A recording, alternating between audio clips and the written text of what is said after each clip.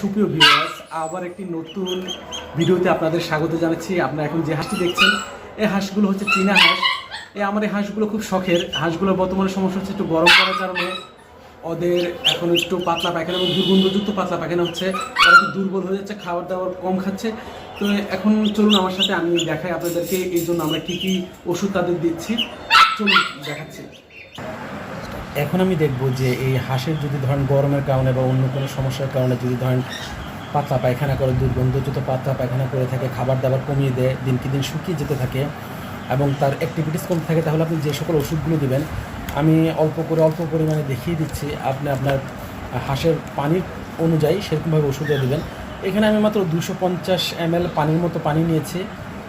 অতএব আমি সেই অনুযায়ী ওদেরকে পানি দিচ্ছি। প্রথমে আমি ওকে দিব 0.5 ml অ্যামফ্লোর ব্যাট, যেটা ফ্লোরোফ্লোনিকল প্রিপারেশনের একটা ওষুধ।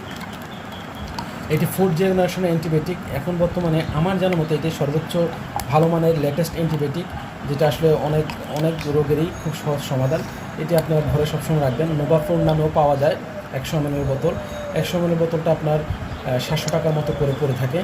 তারপর কোম্পানি ভেদে দাম বেশি হয়ে থাকে। এখন আমি যেহেতু অ্যান্টিবায়োটিক প্রয়োগ করছি, এই অ্যান্টিবায়োটিকের ব্যাড ইফেক্টটা দূর করার জন্য এবং কি এটার ইমিউনিটি পাওয়ারটা গ্রোথ করার জন্য, এবং অনেক সময় দেখা যায় যে পানি দিলে অ্যান্টিবায়োটিক ইউজ করে পানি দিলে সে পানিটা খেতে চায় না, তো সেই ক্ষেত্রে আমি লাইসোবিট দিয়ে দেবো। এখানে আমি 1/2 গ্রামের চেয়ে একটু কম লাইসোবিট দিচ্ছি। আপনারা 1 লিটারে 1 গ্রাম করে ব্যবহার করতে পারেন। এখন আমি এখানে লাইসোবিট দেবো। লাইসোবিট দিলে পানিটা খুব সুস্বাদু হয়ে থাকে এবং এর ফলে ওরা পানিটা খেতে স্বাচ্ছন্দ্য বোধ করে। এবং লাইসোবিট ব্যবহারের ফলে দেখা যায় খুব দ্রুত অ্যান্টিবায়োটিকটা শরীরে কাজ করে, এবং অ্যান্টিবায়োটিক ব্যবহারের ফলে অনেক সময় দেখা যায় যে এইসব পাখিগুলো অ্যান্টিবায়োটিক সাইড ইফেক্টগুলো দেখা দেয়, এর মধ্যে অনেক সময় ঘাড় বাঁকা বা পা বাঁকা হয়ে যায়।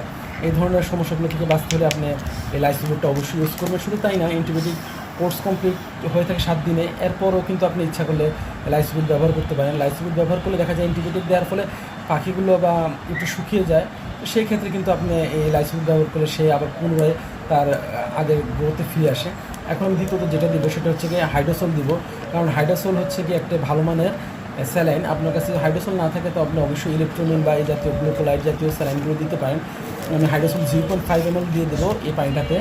আপনি হয়তো বা 2 লিটারে 1 cc করে বা 1 ml করে হাইড্রোসল ব্যবহার করতে পারেন। আমার জানার মতে, মানে আমি যতটুকু আমার ব্যক্তিগত খামার জীবনে দেখেছি, হাইড্রোসল আসলে খুব অত্যন্ত একটা ভালো মানের একটা ইলেকট্রোলাইট স্যালাইন, যেটা আসলে অনেক সময় পাখি বমিও করে থাকে। সেসব ক্ষেত্রে কিন্তু এটা বমি বন্ধতে আদার্স বমি বন্ধের অ্যান্টিবায়োটিক ছাড়াও শুধু হাইড্রোসল ব্যবহার করে আমি উপকার পেয়েছি।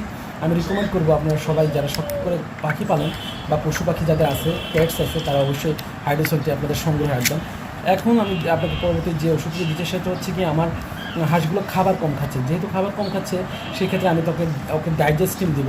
ডাইজেস্টিম ওষুধটা খুব কম এবং এটা অনেকটা আপনার ভেষজ উপাদান দ্বারা তৈরি বলে ডাইজেস্টিম কিন্তু পাখির জন্য খুবই ভালো। অন্যান্য এনজাইমগুলো দেখা যায় কিডনির উপর খুব ব্যাড ইফেক্ট ফেলে, কিন্তু ডাইজেস্টিম সেদিক দিয়ে খুবই নিরাপদ। এটা কিডনিতে কোনো প্রকার প্রভাব ফেলে না, এমনকি পাখির খাবার গ্রহণের রুচি খুব বৃদ্ধি করে দেয়। ডাইজেস্টিমটি আমার খুব পছন্দের একটি প্রোডাক্ট। এটির দামেও কম এবং মানেও ভালো।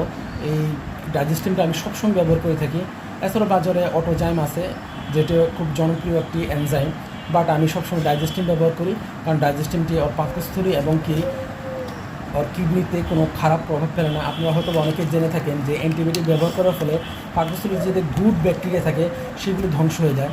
এই এনজাইম কিন্তু সেই গুড ব্যাকটেরিয়াগুলো পুনরুদ্ধারের ক্ষেত্রে বিশেষ ভূমিকা পালন করে থাকে। তো এখন চলুন, আমার ডাইজেস্টিমও দেওয়া শেষ হয়ে গেছে। আপনারা ইচ্ছা করলে এটা 1 লিটার 2 থেকে 1 cc আপনার প্রয়োজন মতো আপনার পাখিকে দিতে পারেন। এখন দেখা যাক, আমি ওদের সামনে পানিটা সার্ভ করছি। চলুন দেখি বাকিটা।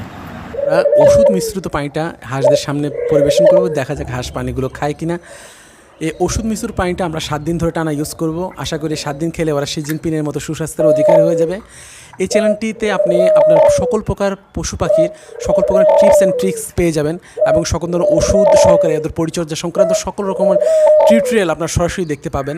আশা করি শুধু এই চ্যানেলটি সাবস্ক্রাইব করলে আপনার পোষা পাখি সংক্রান্ত প্রতিপালন থেকে শুরু করে চিকিৎসা সকল প্রকার সমস্যার একটি মাত্র সমাধান হয়ে যাবে।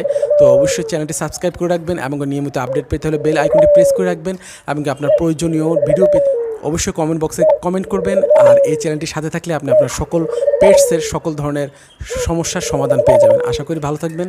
আল্লাহ হাফেজ।